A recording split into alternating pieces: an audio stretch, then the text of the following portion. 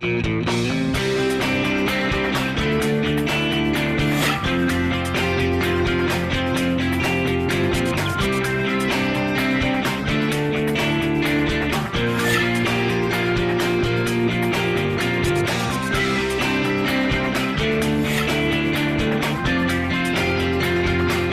I'm Kristen Oaks White. Thank you for joining us for This Week in Louisiana Agriculture, the only TV show bringing Louisiana farmers and consumers together every week. My partner, Avery Davidson, will join us in just a moment. We're at the Louisiana Department of Agriculture and Forestry building here in Baton Rouge. Louisiana Commissioner of Agriculture and Forestry, Dr. Mike Strain, recently led a trade delegation from Louisiana on a trip to Cuba. About 100 people from Louisiana made the trip to Havana, Cuba, to establish trade connections. Hopes are that Louisiana farmers and ranchers can soon begin selling agricultural products to the island nation, but Congress must act before that can happen. TWILA's own Avery Davidson was on the trip and has this special report. Buenos Dias in Havana. On this second trip to Cuba, Louisiana farmers and ranchers got to see firsthand the agriculture here in the island nation. Now, Cuba imports 80% of its food to feed the 11 million residents and about 3 million tourists who come here every year. Now, the tourists are coming here for the culture, for the music.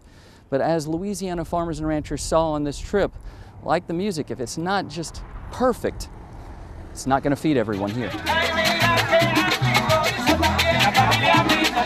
A good band plays to its audience. And when the music is good, there are smiles and laughter. This farmer's market in Havana is like a music hall. The sweet potatoes and rice are the instruments. The farmers are the musicians. The sellers smile when you ask about the price for a sweet potato. ¿Cuánto cuesta boniato? 0.80 centavos. But the salesman's smile quickly goes away as the jefe standing behind me makes a gesture, and with a wave of his hand, this interview is Finito. Lots of bananas. For Louisiana Commissioner of Agriculture and Forestry, Dr. Mike Strain, the walk through the market is just beginning. Lots of rice. Strain is really interested in rice because before the revolution, Louisiana shipped about 60% of the rice grown in the state to Cuba. Now, rice like this comes from Vietnam. If you look at the quality of the rice that we've seen, you know, and there's a lot of brokens in it, and we can sell a much higher quality price at a much more competitive, price. Price is a big issue in Cuba. The average salary for someone here is $20 a month. That's why this man, Raul Perez, had to change careers. He spent 17 years working in the Cuban sugar industry. He has a degree in agronomic engineering, and he's broke. I get much money working as security cop than agronomic engineer. It's tough being 60 years old and the smartest security guard at his hotel. But Perez is quite astute when it comes to agriculture, and he does not hide his thoughts on what would happen if the U.S. would begin trade with Cuba. I think if you could send your agricultural products to Cuba, our agriculture dies because you are more productive. A drive outside of Havana shows where Cuba can be productive. Sugarcane farmers Mike Melanson, Greg Gravois, and Jim Harper take a closer look at this sugarcane field. You hear all these stories how Cuba has no fertilizer, their industry's run down, but this cane looks pretty good, comparable to what we have in Louisiana at this stage. Comparable is one thing, but with few sugar mills operational, a lack of trucks and roads, is it competitive? No one knows what will happen in the future. No one knows what it'll be 10 years from now. But at this point, I don't think Cuba will be a competitor for the U.S. sugar industry. This stalk is a gone pecan. Gravois finds a problem in the cane, a fungal disease called smut. The winter usually kills the spores that produce the smut. Back home in Louisiana, it's called black sooty mold. And I bet over here with the lack of a winter, they probably have a lot more problem with it than we do. Volcanic rock. Nice fence. Cattleman Marty Woldridge says that lack of winter presents challenges when raising cattle, which is why these zebu cattle fit in perfectly. Being here on this island, this tropical Caribbean climate, they're looking for heat tolerance, so these lighter colors and what we consider our Brahman type cattle are the cattle that are going to be able to handle the heat here. Even with the right kind of cattle, Wooldridge sees room for improvement. It looks to me like they've just got a wealth of forage. A lot of us back home, not me, but a lot of people back home are fighting Johnson grass. Well, they got a bunch of it here, and they just need to be making better use of it. A lot of land really looks underutilized here. Hopes are trade with Cuba could help the people here better utilize their instruments and again make beautiful music with their agriculture. Perez was quite an interesting man. Now, coming up next week, I'm going to share with you more from the island nation, including a little bit about the port and how that's going to be so integral to getting Louisiana products here in Cuba. Thanks, Avery. Commissioner Mike Strain says this trip was a preliminary mission to set up connections for when Governor John Bel Edwards is expected to visit Cuba. That trip will likely happen in October. Meanwhile, the USDA is sending a temporary detail from its Foreign Agricultural Service to Cuba. Secretary of Agriculture Tom Vilsack made that announcement at the National Governors Association meeting. Well, farmers in Cuba grow sweet potatoes, but the varieties grown there often have purple skin, white flesh, and are not as sweet as the yams you find here in Louisiana.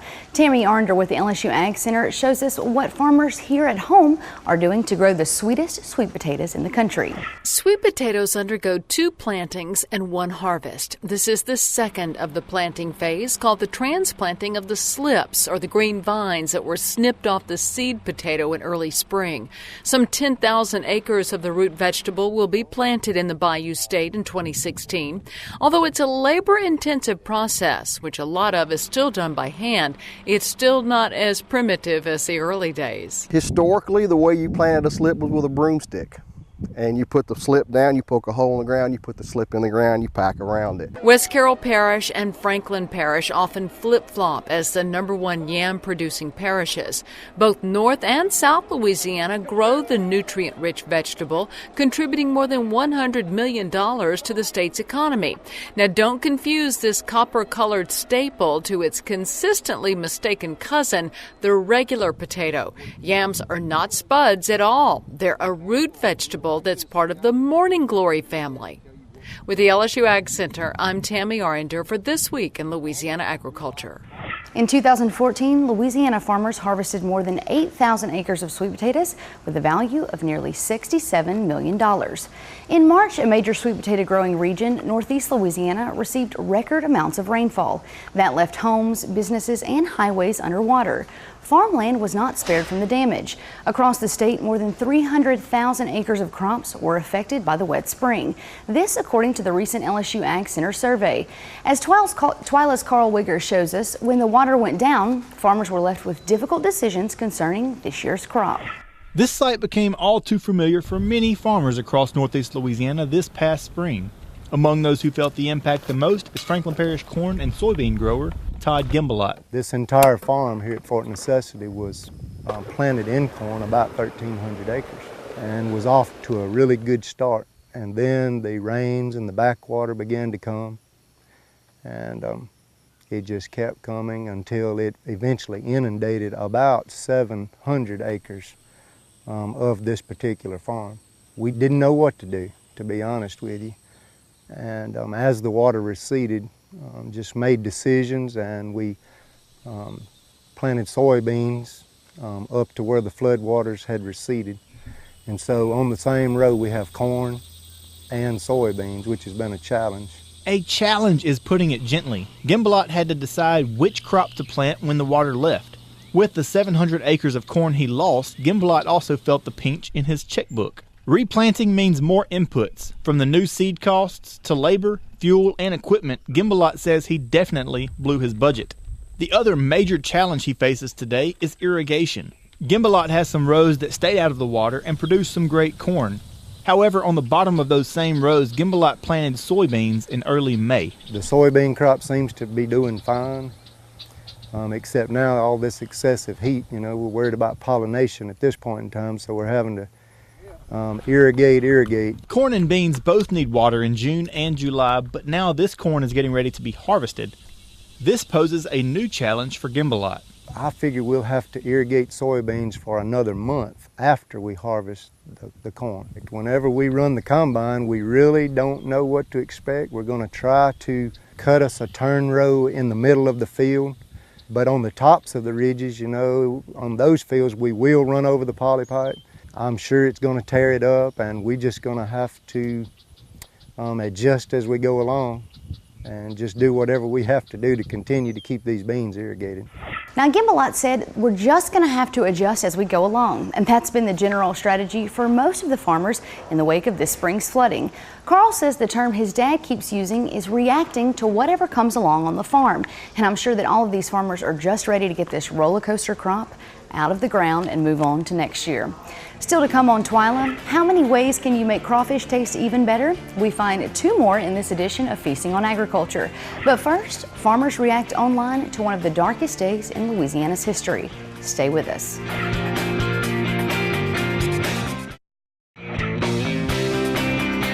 Now is the time in our show when we bring you, our viewers, online and show you what people were talking about in agriculture on social media. But this week we would like to take a moment to reflect on the recent events that have taken place in Baton Rouge and around the country, which have also consumed our news feeds on social media. The recent protests and police shootings in Dallas and Baton Rouge have sparked a firestorm of response online, illustrating both the best and the worst aspects of social media. Many times over the last few weeks, I've scrolled through the Facebook news feed and found heartbreaking news, offensive comments, and polarizing posts from all corners of social media. But we've also witnessed the power of social media in a very good way. News stations used live video streams to give us an unedited play-by-play of the news and the events as they happened.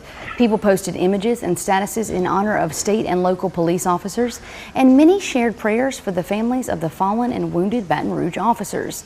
Many of you also shared photos of your children leaving notes of thanks and prayers for your local police officers. Friends and family outside of Louisiana also showed their support of the Baton Rouge community by changing their profile pictures in Facebook and posting messages to those of us in Louisiana.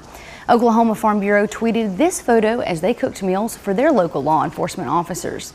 In times like this, social media often spotlights so much of the evil in the world and magnifies our differences. But more often than not, it can also unify us as a community, as a state, and as human beings. Please continue to do your part to spread a positive, inclusive message of love and peace. Well, one place where you will always find peace and joy in Louisiana is at the dinner table. And that's especially true when there's crawfish involved, as it is in this edition of Feasting on Agriculture with AJ Sabine. Feasting on Agriculture with AJ Sabine is brought to you by the Louisiana Crawfish Promotion and Research Board. Louisiana Crawfish, ask before you eat. By the Louisiana Rice Promotion Board, think rice. And by the Louisiana Beef Industry Council, beef, it's what's for dinner. Hey there folks, I'm AJ Sabine, and on this month's Feasting on Agriculture, what do you get when you combine waffles, figs, and whiskey? All that Louisiana flavor and more can be found right here on Government Street here in Baton Rouge at Gouter. Located on the corner of Government Street and East Drive in Baton Rouge, Gouter, or to taste in French, offers the best from Louisiana farms, all on small plates. Open since March, Chef Chris Wadsworth and I meet in his kitchen to cook up 2 of his signature dishes, redfish on the half shell and his famous crawl waffle.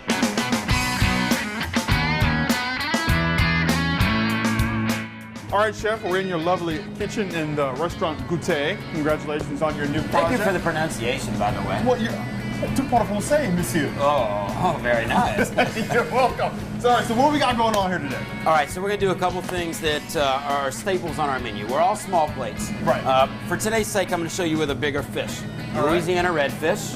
We're going to cook it shell on, which is skin, in the old cast iron pot. Perfect. Low butter. We're going to season it with our house seasoning, and then we're going to finish it with a little crawfish corn makshu.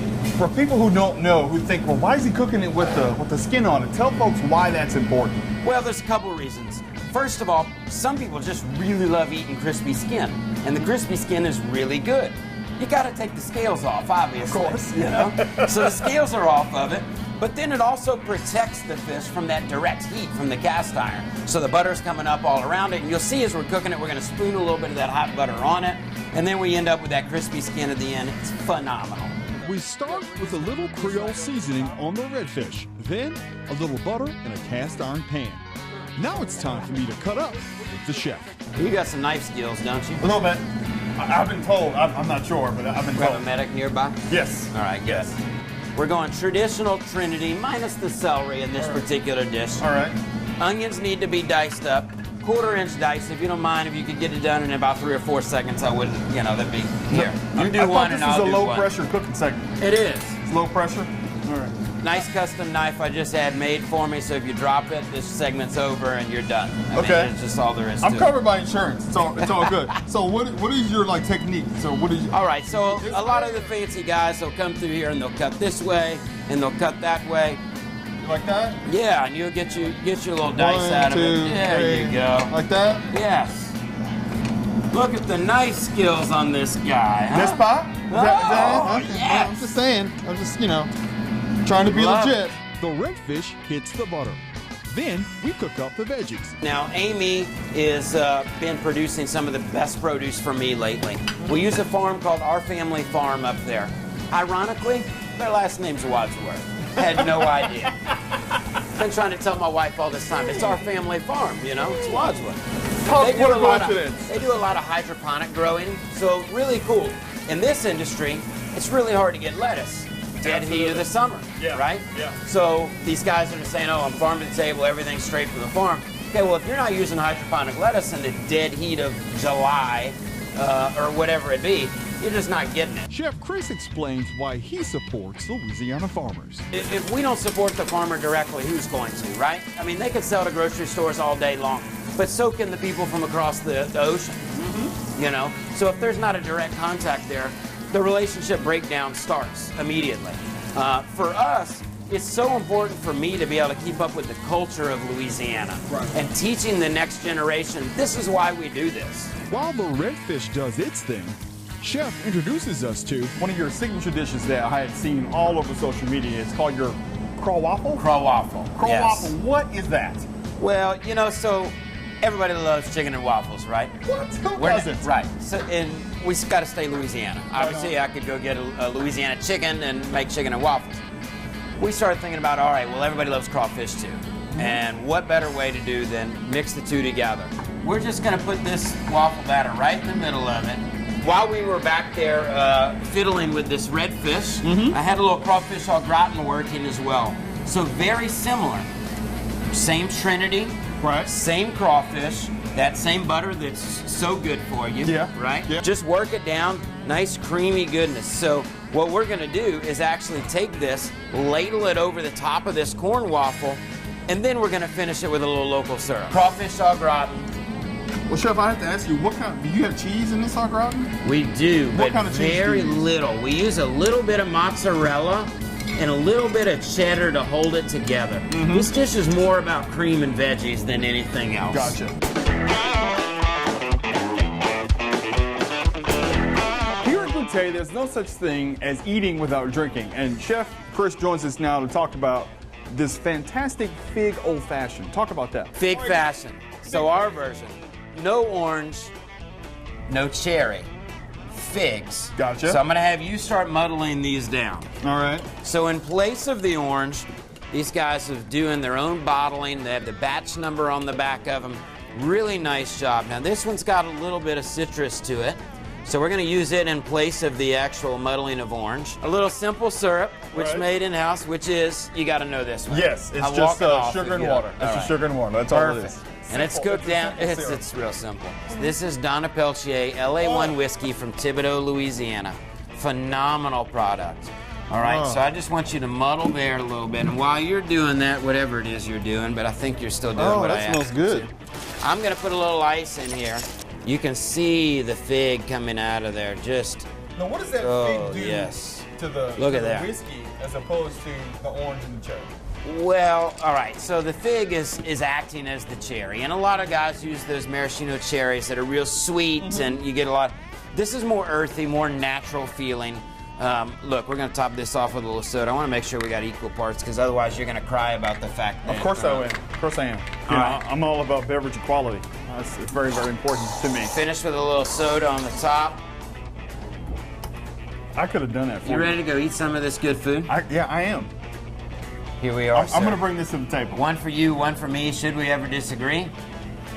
You're a poet. Here's to me. All right. We'll see you at the table, folks.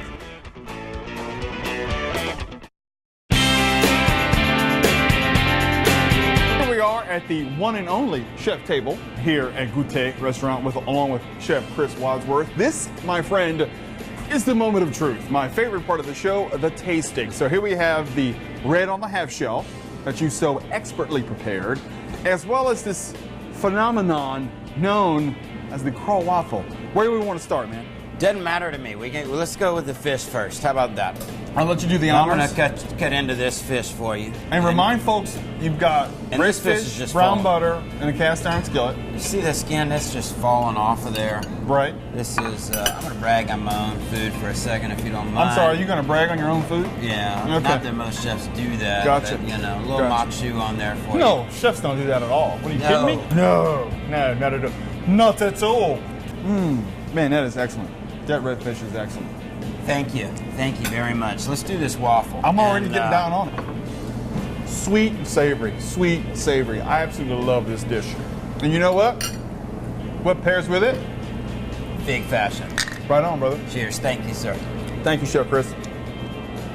Well, Chef, on behalf of Feasting on Agriculture and This Week in Louisiana Agriculture, I want to thank you and your staff for hosting us here at Gouter. It's been a wonderful, wonderful culinary experience. And thank you so much for letting me help you with this big fashion. Absolutely. This is I'm not a whiskey guy, finisher. But this is really fantastic. Thank you so much. It's a pleasure having you guys out here. It's our pleasure. And folks at home, if you have questions about Gouter, the restaurant, or Chef Chris Wadsworth, or Louisiana Crawfish, you can always log on to our website at twilatv.org. Well, that's all for Feasting on Agriculture, folks. We'll see you next time. Feasting on Agriculture with AJ Sabine was brought to you by the Louisiana Crawfish Promotion and Research Board. Louisiana Crawfish, ask before you eat. By the Louisiana Rice Promotion Board, think rice. And by the Louisiana Beef Industry Council, beef, it's what's for dinner. Every summer in Louisiana, we can expect the same hot, humid weather that we have, well, right now.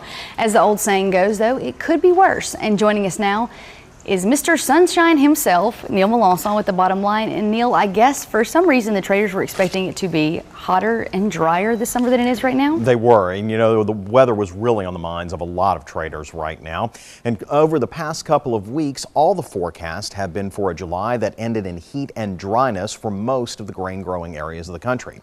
As we've gone through the month, that forecast has changed. Sure, the heat is here, but it's about 3 or 4 degrees lower than expected. And while that may not seem like much if you go outside, it makes a big difference for the crops. Corn and beans both need a break from the heat like we do, and when they can get a break overnight, though, they weather the daytime temps a lot better. Furthermore, for much of the Corn Belt, they've been getting regular weekly rains that they need during this critical growth stage. So while by some reports 2016 is a record hot year, for the crops it's been a good steady growth. Now, why were these forecasts so off? Well, it's funny. While Avery was in Cuba, he took this picture in the Bay of Pigs of this boat, appropriately titled La Nina. All forecasts were for a much more severe La Nina than what we saw. With temperatures moderating in the Pacific, the drawdown in moisture over North America didn't happen as much as expected. The bottom line is all predictions now indicate that we'll be swimming in grain come harvest time. And while that hasn't been good for prices, Kristen, I'm sure you'll agree most farmers would rather have lower prices and an abundance of grain than the reverse. And that's just like what you said, timely rains too, because I have learned that that's very important when it comes to the beans filling out. And the $1 million rains, they call them. Very true. Neil Melanson, thanks. Well, that does it for this edition of TWILA. Coming up next week, we'll have more from the recent trip to Cuba. Until then, you can watch all of our stories online at twilatv.org, and be sure to follow us on Instagram and Twitter and like us on Facebook. For all of us here at TWILA, thanks for joining us. We hope to see you again right here next week.